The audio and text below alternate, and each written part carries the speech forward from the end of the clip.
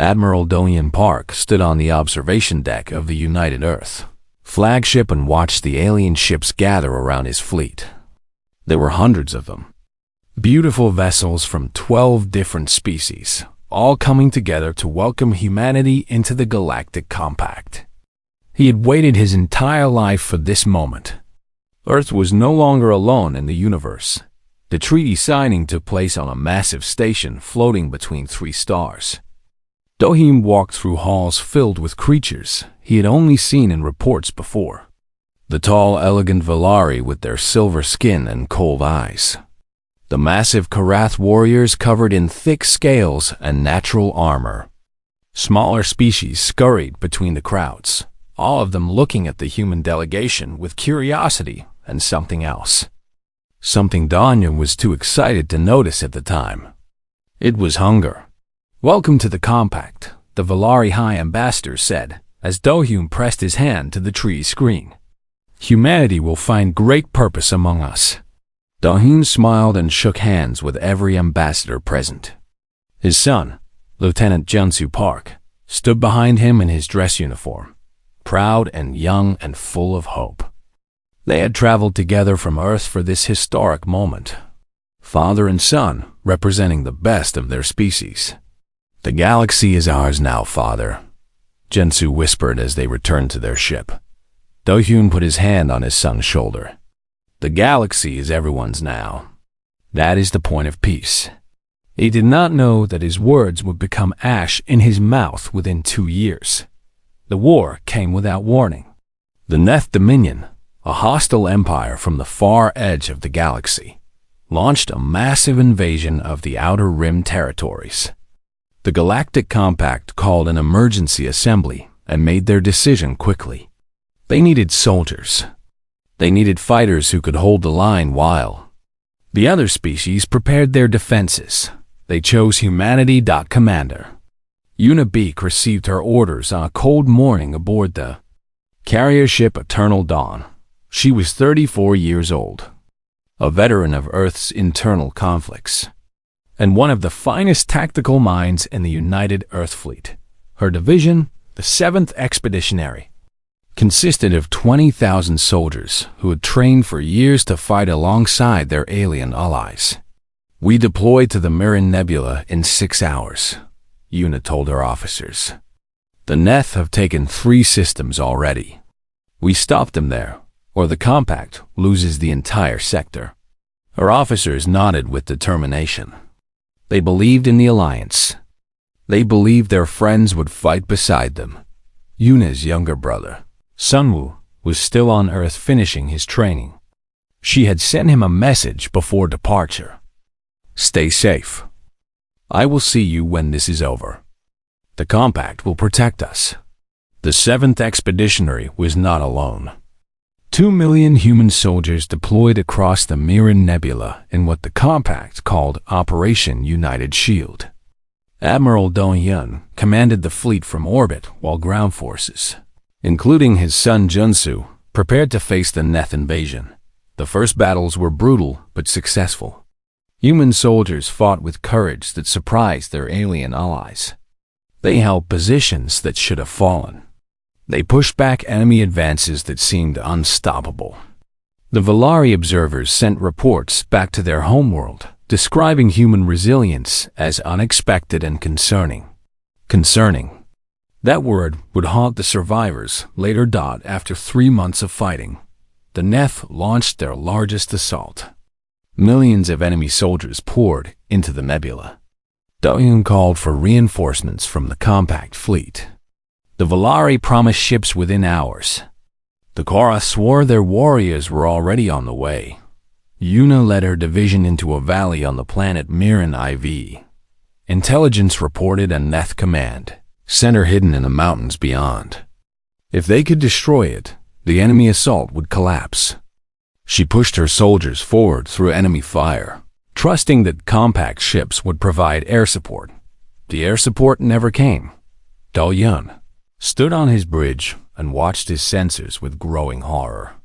The Compact fleet was moving, but they were not moving toward the battle. They were moving away. Every Velari ship, Every Korath cruiser, every vessel from every species in the Alliance turned and retreated from the Mirren Nebula. What is happening? Do-hyun demanded over the communication channel. We are surrounded. We need support now. The Valari High Ambassador's face appeared on his screen. The alien's expression showed no emotion. The compact has reached an agreement with the Neth Dominion, the ambassador said calmly. Hostilities between our species are ending.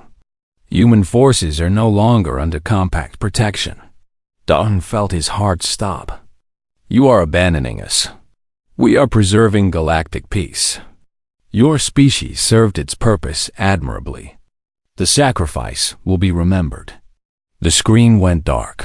On the ground, Yuna watched the sky as compact ships vanished into faster-than-light travel one by one.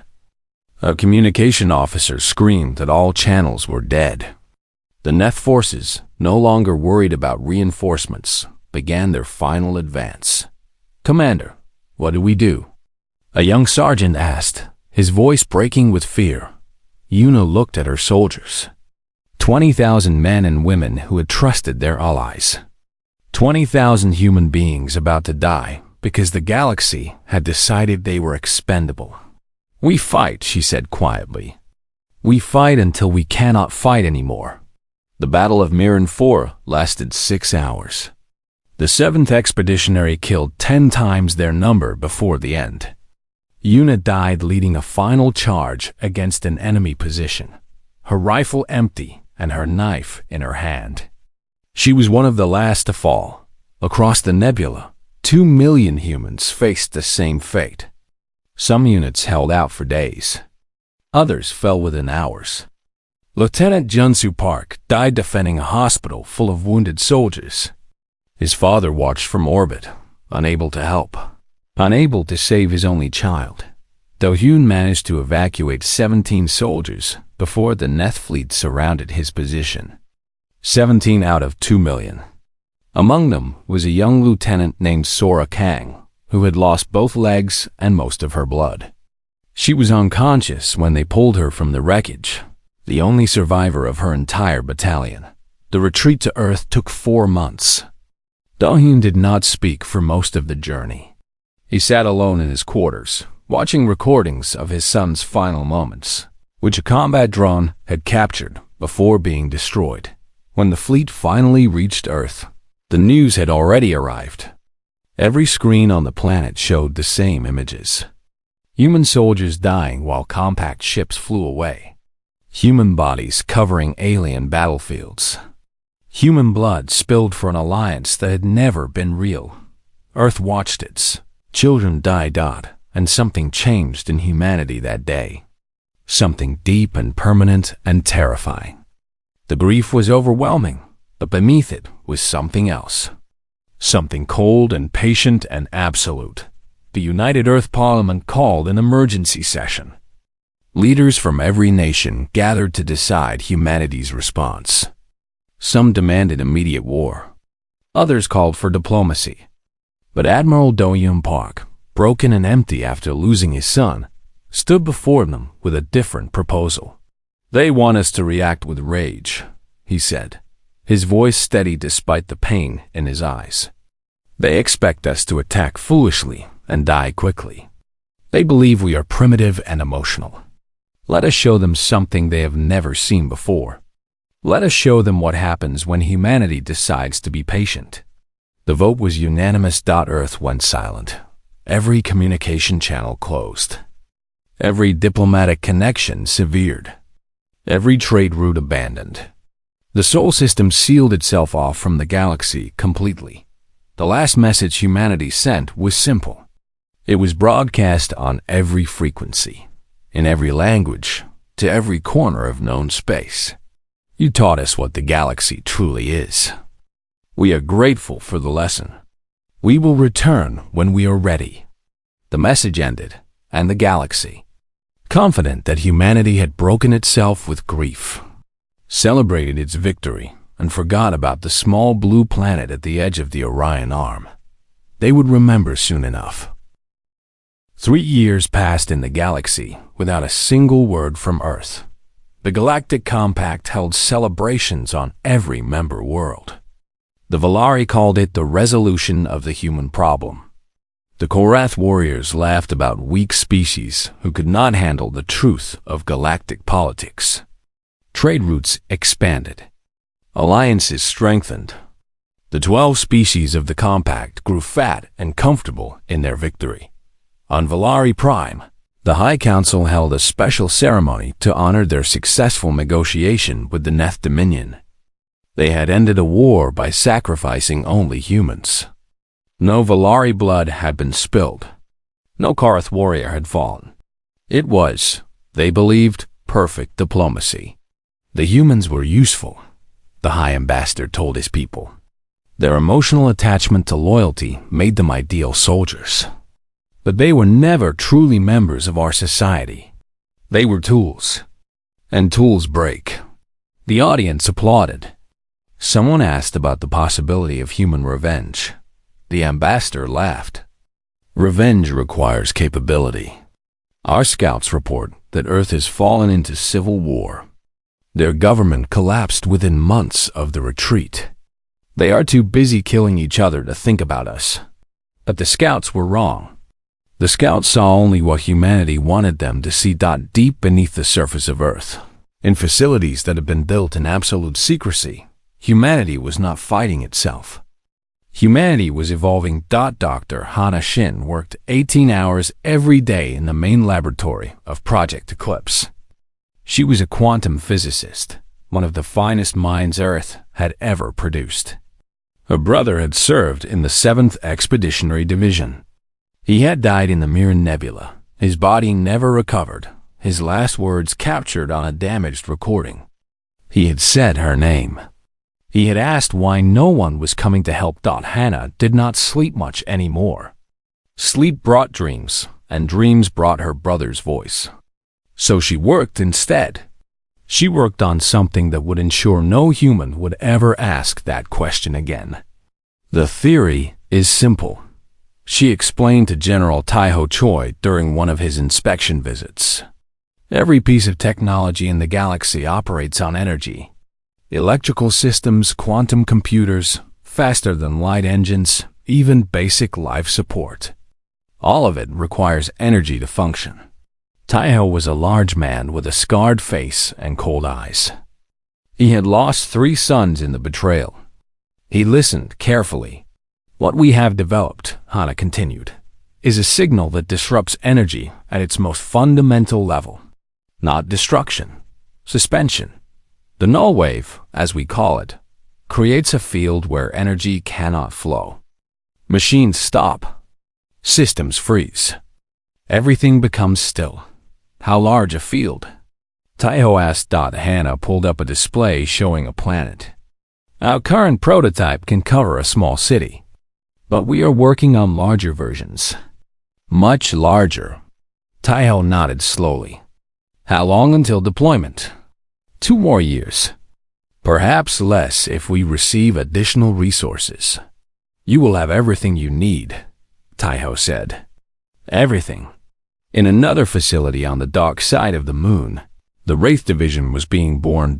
So, Arakang woke up in a medical bay with no legs and no memory of the past 6 months. Doctors surrounded her bed, but they were not normal doctors. They wore uniforms she did not recognize. Welcome back, Lieutenant, a calm voice said. We have been waiting for you. Sora tried to move and discovered that her body felt wrong, stronger, different. She looked down and saw metal where flesh should have been. Her legs had been replaced with mechanical limbs. But it was more than that. Her arms, her spine, parts of her chest and skull had all been modified. What did you do to me? She whispered. We gave you a choice, the voice replied. A man stepped forward. He was older, with gray hair and tired eyes. Admiral Do-Hyun Park. You were dying when we found you. We could have let you die peacefully, but we offered you something else instead. What? A chance to make them pay. Sora looked at her new hands. They moved smoothly, responding to her thoughts as if they had always been part of her. She flexed her fingers and felt power she had never known before. "I'm listening," she said. The Wraith program took damaged soldiers and rebuilt them. But not just with metal and circuits. The scientists had discovered how to manipulate the relationship between time and space at a personal level.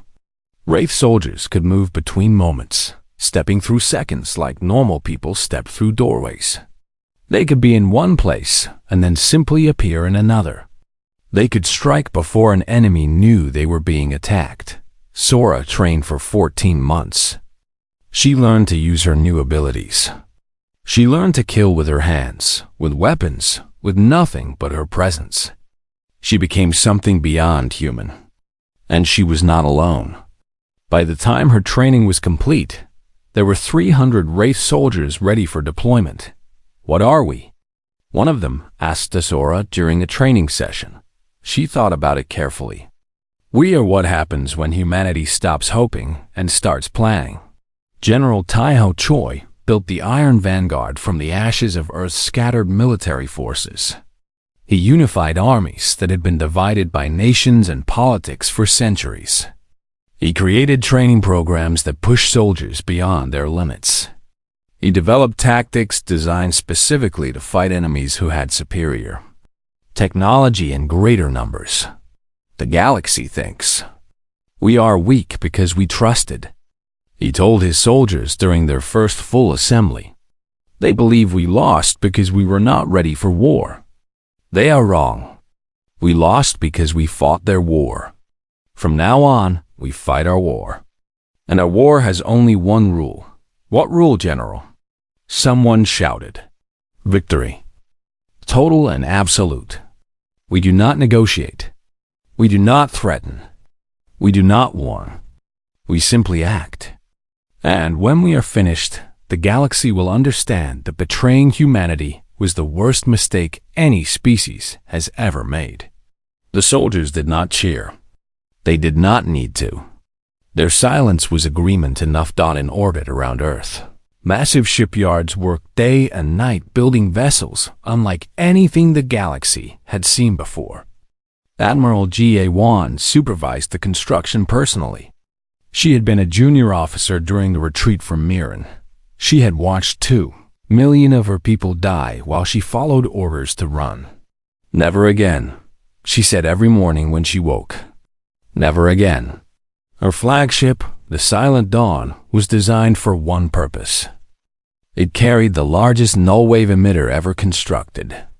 One ship capable of freezing an entire planet. Ambassador Haiyan Jing spent the 3 years doing something different.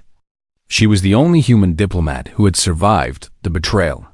She had been attending a minor conference on a neutral station when the massacre happened. The compact assumed she had killed herself from grief. In reality, she had gone into hiding, moving from station to station, gathering information. She learned everything. Which species had planned the betrayal? How long they had been negotiating with the Neth, who had given the final order to abandon human forces. She recorded every detail, every name, every lie. When she finally returned to Earth, she brought files that filled entire computer banks. Evidence of the conspiracy that had killed 2 million humans. Proof that the betrayal was not a sudden decision, but a carefully planned execution. "They never saw us as allies," Haiyan told the Earth Parliament. "They saw us as sacrifices from the beginning. Every treaty they signed, every promise they made, was designed to lead us to Mirren. They needed someone to die so they could live. They chose us." The Parliament reviewed the evidence in silence. When they were finished, they asked Haiyan what she wanted. "I want to be the one who tells them," she said. "When we return to the galaxy, I want to be the one who explains exactly why this is happening to them." Her request was granted. 3 years after the betrayal, humanity was ready. The null-wave technology worked perfectly. The Wraith Division was trained and hungry for action. The Iron Vanguard numbered in the millions. The fleet was larger than anything Earth had ever built. Admiral Do Yun Park stood on the bridge of his new flagship and looked at the gathered armada. He was old now. The grief had aged him decades in just a few years. But his eyes were clear and his hands were steady. "Begin transmission," he ordered. A single message was broadcast to the galaxy. It was not a declaration of war. It was not a threat. It was simply a statement of fact. "We are coming." 2 words. No explanation. No timeline. Just 2 words that would haunt the dreams of trillions for years to come. On Valari Prime, the High Ambassador received the message during a formal dinner. He read it twice, then laughed and threw it aside. "Empty words from a broken species," he said. "They have nothing. They are nothing." He was very, very wrong. The morning on Sereth Prime, the Valari homeworld, began like any other. Citizens woke in their beautiful floating towers. Ships launched from orbital platforms. The great machines that controlled the planet's weather hummed with energy. Children went to learning centers. Workers traveled to their duties. It was an ordinary day on one of the most advanced worlds in the galaxy. By evening, Sereth Prime would be frozen in time. Engineer Minho Yu sat in a small room aboard the Silent Dawn, watching data scroll across his screens. He was young, only 28 years old, but he had designed the null-wave emitter that would change the galaxy forever. His hands trembled slightly as he made final adjustments. "Are you nervous?" Admiral Ga-Wan asked, standing behind him. "Yes," Minho admitted. "This technology has never been used at this scale. The simulations say it will work. But simulations are not reality." Gia put her hand on his shoulder. "It will work. And when it does, the Valari will understand that their crimes have consequences." The human fleet had traveled for 6 months through hidden pathways between stars. Routes that the Compact did not know existed. Routes that humanity had discovered during their 3 years of silence. The Valari had no warning. Their sensors never detected the approaching ships. Their military was unprepared. Admiral Do Yun Park gave the order at exactly noon, local Valari time. "Activate the null wave." Minho pressed the control. For 1 heartbeat, nothing seemed to happen. Then a wave of invisible energy spread outward from the Silent Dawn. It moved faster than light, faster than thought, expanding in all directions until it surrounded the entire planet. On Sereth Prime, everything stopped. Ships froze in mid-flight. Some hung motionless in the atmosphere. Others stopped in orbit, their engines dead, their crews suddenly trapped in darkness. The great weather machines fell silent. Power grids collapsed across every continent. Communication networks died instantly. Every screen, every light, every piece of technology simply stopped working. The Valari High Ambassador was in his office when the seizure hit. One moment he was reading reports about economic growth. The next moment he was sitting in darkness, surrounded by dead machines and the confused screams of his staff. "What is happening?" he demanded. "Restore power immediately." But no one could restore anything. The null wave did not destroy technology. It suspended it. Every circuit, every energy flow, every electronic process was locked in a frozen state. Nothing could be fixed because nothing was broken. It was simply stopped. Across the planet, billions of Valari experienced the same confusion and terror. Hospitals lost all medical equipment. Transportation systems stopped moving. Food storage facilities began to warm. Water purification plants went silent. In the space of a single moment, one of the most advanced civilizations in the galaxy was thrown back to a primitive age. Then the Iron Vanguard arrived. General Taiho Choi led the ground forces personally. His soldiers landed in massive dropships that needed no electronic guidance. They had trained for this. They had prepared for a world without power. No killing unless necessary. Taiho reminded his troops. Our orders are clear. We take everything they have. We leave them with nothing but survival. The Valari military tried to fight, but their weapons did not work. Their armor was dead weight. Their vehicles were metal boxes that could not move. Human soldiers walked through their defenses like ghosts, taking prisoners by the thousands without firing a single shot. The Wraith Division moved ahead of the main force. Sora Kang led her team through the capital city, appearing and disappearing between moments. Valari guards would blink and suddenly find themselves surrounded by humans who had not been there a heartbeat before. Most surrendered immediately. The few who tried to fight with primitive weapons were handled quickly and efficiently. Sora found the High Ambassador hiding in a basement beneath his office. He was surrounded by guards who held ancient ceremonial swords, the only weapons they could find that did not require power. Stay back, one of the guards shouted. We will die before we let you take him. Sora looked at them with something almost like pity. Then she moved. To the Valari, she simply vanished and reappeared behind them. 3 guards fell before the others could turn around.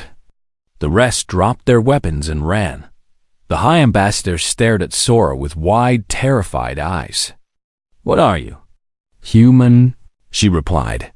Admiral GA-1 descended to the planet's surface and walked through streets filled with confused and frightened Valari. The silence was remarkable. No engines, no machines, no electronic noise of any kind. Just the sound of wind and voices and fear.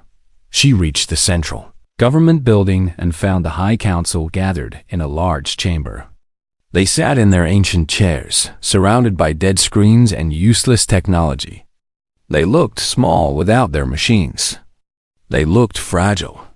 Representatives of the Valari species, Jihei announced, her voice echoing through the silent room. Humanity has returned. The High Ambassador stepped forward, trying to maintain his dignity. This is an act of war. The Galactic Compact will respond. You cannot hold our planet against the combined forces of 12 species. Jihei smiled coldly. We are not holding your planet. We are teaching your planet. There is a difference. She raised her hand, and human soldiers began entering the chamber carrying empty containers. They moved systematically through the building, collecting every piece of advanced technology they could find. Computers, weapons, communication devices, medical equipment. Everything was cataloged and removed. What are you doing? A council member shouted. We are taking back what you stole, Jihei replied. You used our trust to send 2 million humans to their deaths. You took their lives for your convenience. Now we are taking your technology for our justice. The process took 7 days. Human forces swept across Sereth Prime, entering every facility, every military base, every research center. They took everything of value. Starships were flown away by human crews.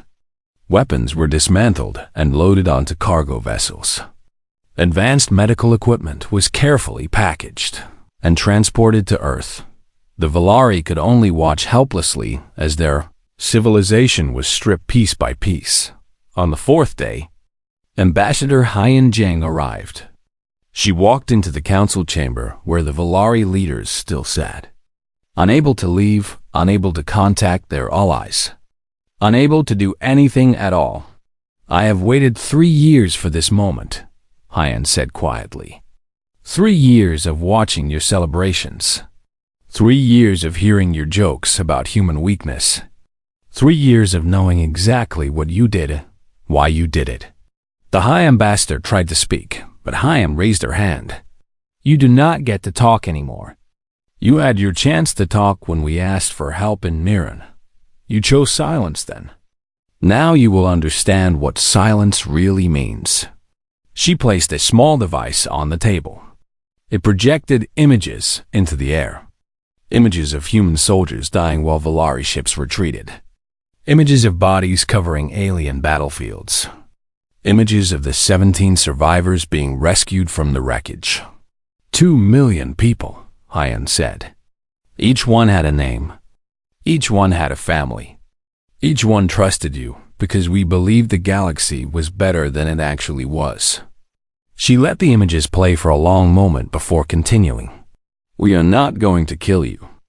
That would be too simple, too merciful. Instead, we are going to leave you exactly as you left us. Abandoned, helpless, alone. On the 7th day, the human fleet prepared to depart. They had taken everything of value. Every advanced ship, every weapon system, every piece of technology that could threaten humanity in the future. Admiral Jiawan delivered the final message to the Volari Council. The null wave will release in approximately 30 days. Your basic technology will function again. Your lights will turn on. Your simple machines will work. But your starships are gone. Your weapons are gone. Your connection to the galaxy is severed. You cannot do this, the High Ambassador whispered. We already have, GA replied. And this is only the beginning. Tell the other species of the compact what happened here. Tell them that humanity remembers. Tell them that we are coming for all of them. She turned and walked away. The human fleet left Sarath Prime in silence.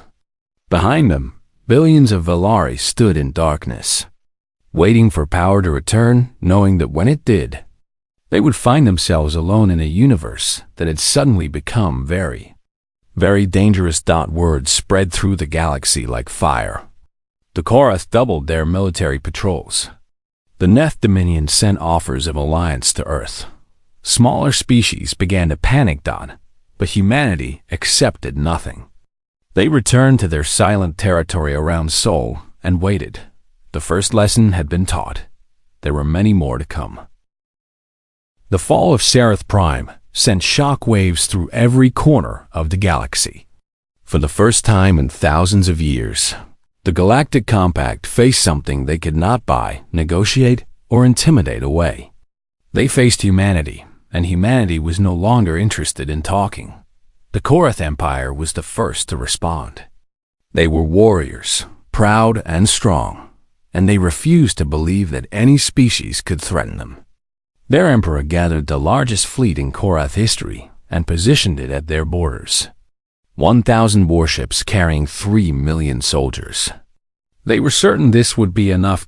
Captain Sun Wu Beak watched the Korath fleet through sensors that could see across solar systems. He was 31 years old now, and the memory of his sister Yuna's death still burned in his heart like a fresh wound. He had spent 3 years preparing for this moment. 3 years dreaming about it. They are expecting us to attack directly, Admiral Do-Yoon Park said over the communication channel. That is what their tactical manuals say we should do. And what will we actually do? Sun Wu asked, something they have never seen before. The human fleet did not engage the Korath warships. Instead, they simply bypassed them entirely, using the same hidden routes they had discovered during their years of preparation.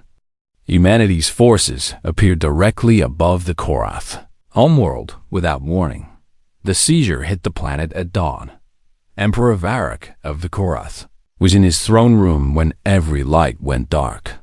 He rose from his seat and roared commands at his guards, but they could not respond. Their armor was dead. Their communication devices were silent. The great war machines that protected the palace stood frozen in their positions like statues. Impossible, Varrock growled. Bring me light. Bring me weapons. Bring me something. But there was nothing.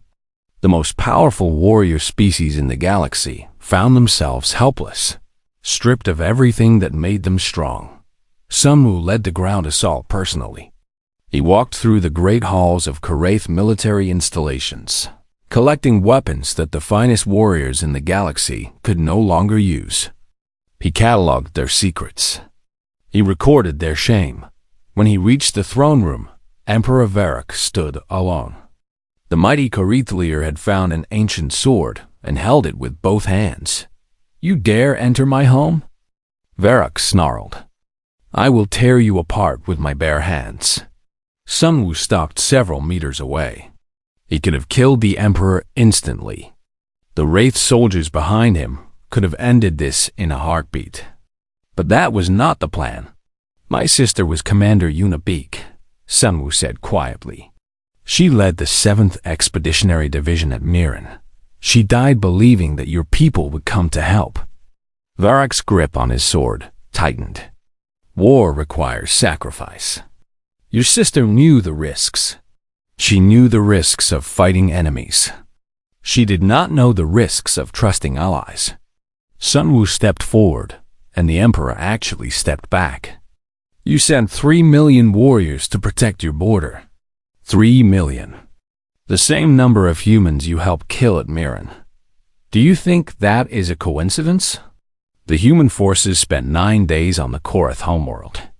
They took everything. Ships, weapons, technology, secrets. The great Korath war fleet, the pride of their empire, returned to find their home stripped and their emperor sitting in a dark throne room with nothing but an ancient sword in his hands. The seizure released slowly, system by system. By the time the Korath could fight again, there was nothing left to fight with. The Neth Dominion watched these events with growing alarm. They had started the war that led to the human massacre. They had been partners in the betrayal, even if they had fought on the opposite side.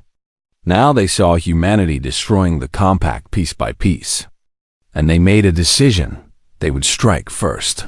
Neth assembled their largest fleet and launched a direct attack on Earth. It was the biggest military operation in galactic history. 10,000 warships carrying weapons capable of destroying entire planets. They would end the human threat before it could spread any further. Dr. Yoonji Moon watched the approaching fleet from her laboratory on Mars. She was a temporal physicist, one of only a dozen people in the galaxy who understood how to manipulate time at a practical level. For 3 years, she had been working on a weapon that seemed impossible. Are you certain this will work? General Taiho Choi asked through the communication screen. No, Yoonji admitted. But if it does work, the Neth will never threaten anyone again. The Neth fleet entered the Sol system, expecting to find a broken civilization desperate to survive. What they found was emptiness. No human ships. No defensive platforms. No resistance of any kind. The Neth Admiral laughed. They have fled. The cowards have abandoned their homeworld. Deploy troops to Earth. We will claim their planet as a trophy. The first landing ships approached Earth's orbit. They never reached the surface. Small objects floated in space around Earth, invisible to sensors, waiting for targets. When the Neth ships came close enough, these objects activated. They were temporal mines, devices that created tiny bubbles of accelerated time. Anything caught inside aged 10,000 years in a single second. The landing ships crumbled into dust. Advanced alloys became rust. Living crews became bones, and then nothing at all. The Neth Admiral watched in horror as 50 ships vanished in moments. He ordered a retreat, but the mines were everywhere. His fleet tried to escape. The temporal fields activated along every route. Ships that had been the pride of the Dominion became ancient wrecks, drifting through space. Of the 10,000 ships that attacked Earth, only 300 escaped. They carried stories that would terrify the galaxy for generations. Stories of weapons that could age you to death in a heartbeat. Stories of human technology that defied everything the galaxy thought it knew. The Neth Dominion collapsed within months. Their government felt a panic and internal conflict. Their military was broken beyond repair. They sent messages to Earth begging for mercy. Humanity did not respond. Ambassador Haiyan Zheng traveled to the Galactic Assembly, which had called an emergency session to address the human crisis. She walked through halls that had once excluded humanity, past species that had once laughed at human weakness. Now they looked at her with fear. The Assembly recognizes Ambassador Haiyan Jing of Earth, the presiding officer announced in a trembling voice. Haiyan stood at the central podium and looked at the gathered representatives. The Lari, who had lost everything. Korath, who had been humiliated. Neth, who had been destroyed. And 9 other species who waited in terror to learn their fate. You wanted soldiers, Haiyan said simply. You found us primitive, emotional, easy to manipulate. You thought our trust made us weak. You thought our hope made us foolish. You were wrong. She activated a display that showed the current state of the galaxy. Sereth Prime, darkened. The Korath Empire, stripped. The Neth Dominion, shattered. 3 of the most powerful civilizations in the galaxy, brought low by a species they had tried to destroy. We did not ask for this, Haiyan continued. We wanted to be your partners, your friends, your allies. But you taught us that the galaxy does not have partners. It has predators and prey. So we became predators. And now you are the prey. A compact representative raised his hand. What do you want? Name your terms. We will give you anything. Haiyan smiled coldly. You have nothing we want. Your technology is primitive compared to what we have built. Your military is useless against our weapons. Your diplomacy means nothing to a species that has learned the true value of galactic promises. Then what will you do? Haiyan turned to leave. We will continue. One by one, every species that betrayed us will face seizure. Every world that celebrated our deaths will understand what silence really means. There is no negotiation. There is no peace. There is only the lesson we are teaching. She paused at the doorway. And when we are finished, the galaxy will never forget what happens when you betray humanity. The assembly sat in stunned silence as she walked away. Within a year, 4 more compact species experienced seizure. Their technology stripped. Their power removed. Their civilizations pushed back to primitive survival. Humanity moved through the galaxy like a force of nature, unstoppable and inevitable. Panic became the normal state of galactic society. Trade collapsed. Alliances shattered. Species that had never spoken to each other began reaching out desperately, trying to form coalitions against the human threat. But nothing worked. Every defensive plan failed. Every trap was avoided. Every counterattack was crushed before it could begin. The galaxy was learning a lesson it would never forget, and humanity was not finished yet. 5 years after the betrayal at Niran, every species of the Galactic Compact had experienced seizure. Some had lasted longer than others. Some had tried to fight. Some had tried to run. But in the end, they all fell the same way. Their technology frozen. Their power stripped. Their pride destroyed. Fleet Commander Ariam Kang stood on the bridge of her flagship and looked at the final target.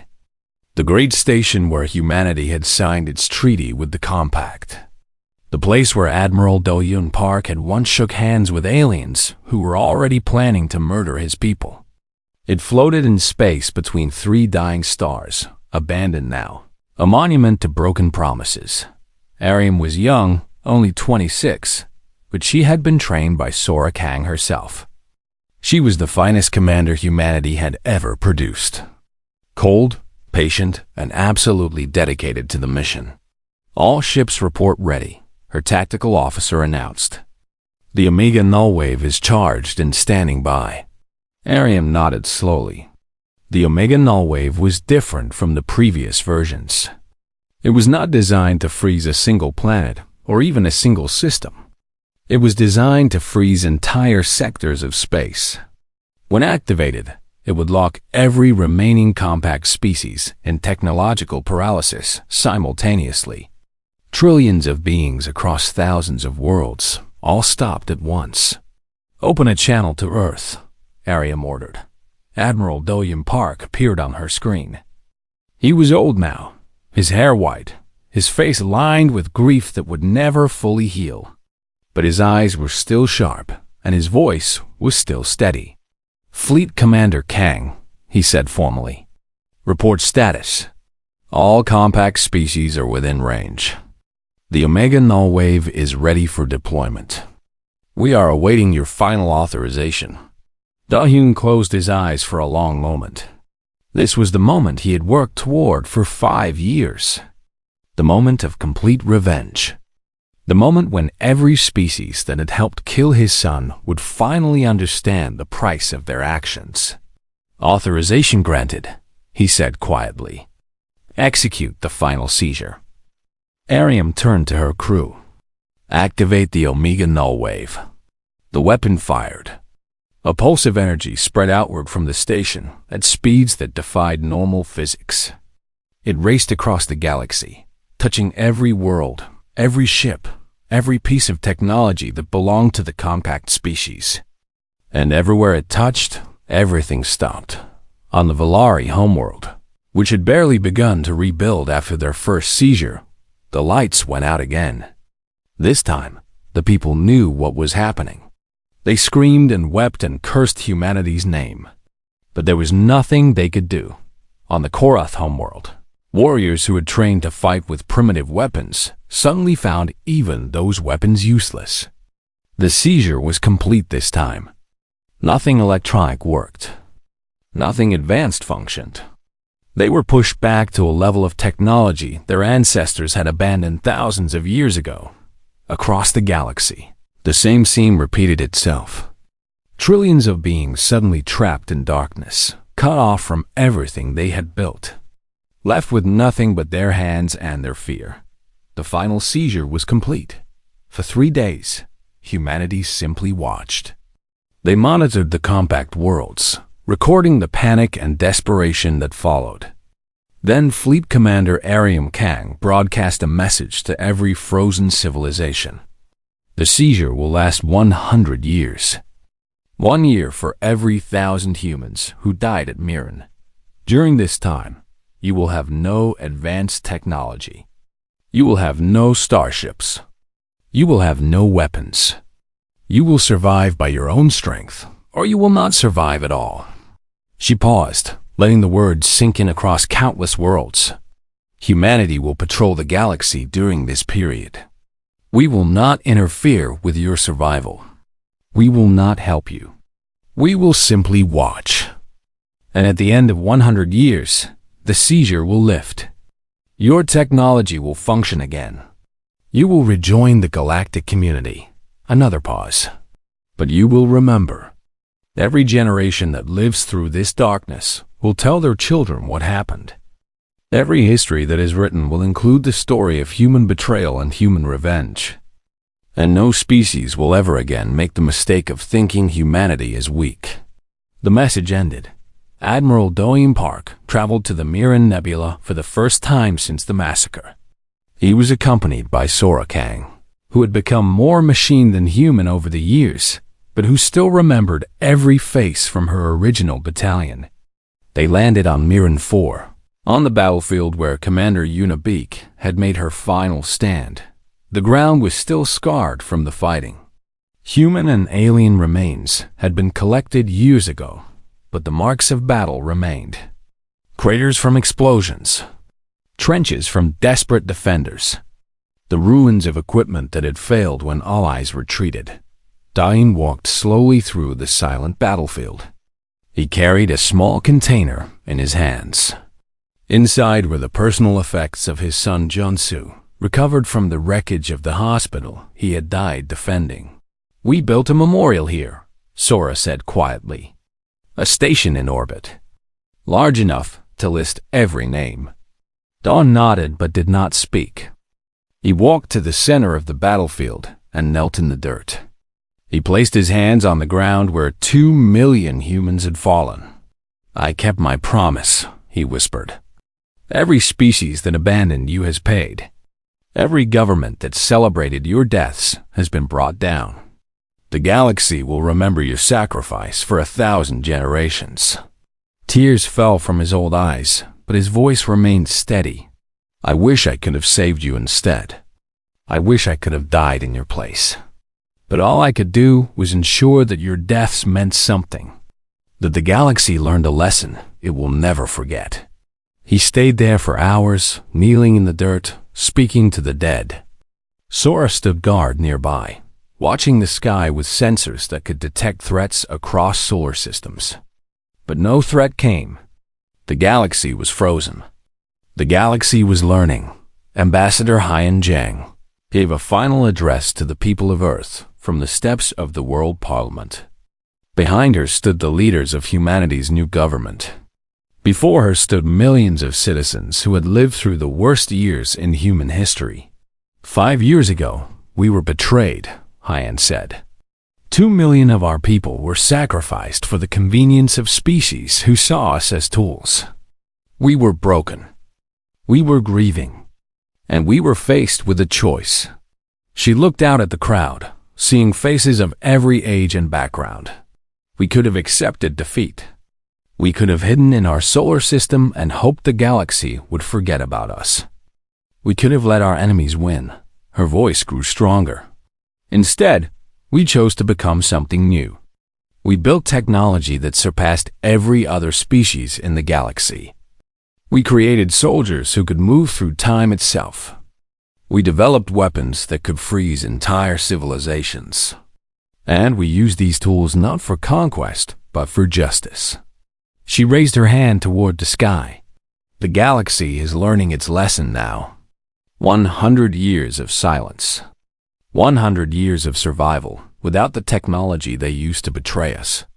When the seizure ends, they will return to a universe where humanity is the dominant power. Not because we wanted power, but because they gave us no choice. The crowd began to applaud, but Haiyan raised her hand for silence. We are not finished. The seizure will end in 95 years. When it does, we must be ready. Not for war, but for something harder. We must be ready to offer the galaxy a new beginning. A true alliance based on respect, not exploitation. Partnership, not sacrifice. She stepped back from the podium. We have proven that humanity cannot be destroyed. Now we must prove that humanity can lead. And we will. Because that is what our fallen taught us. They trusted the galaxy. They believed in partnership. They were betrayed for that trust. But their dream of genuine alliance was not wrong. It was only given to the wrong species. She looked up at the stars. 100 years from now, we will offer that dream again. And this time, the galaxy will understand that humanity means what it says. Because they will remember what happens when they do not believe us. The speech ended.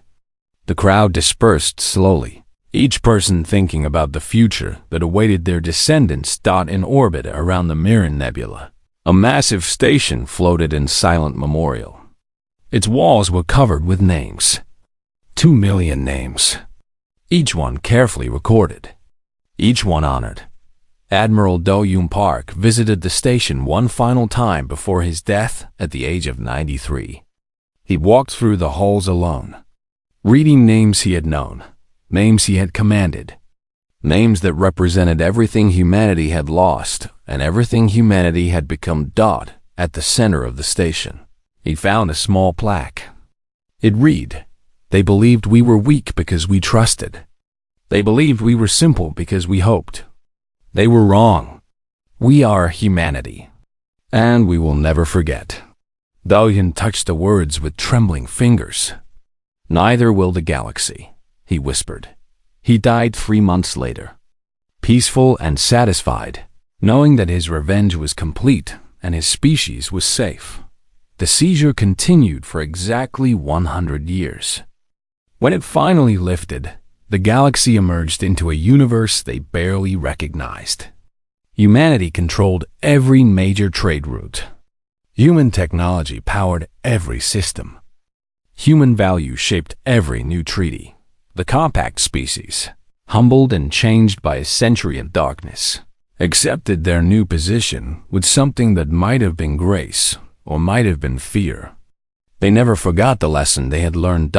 and humanity, once the weakest species in the galaxy, became its guardians, its leaders, and its conscience, not because they wanted to rule,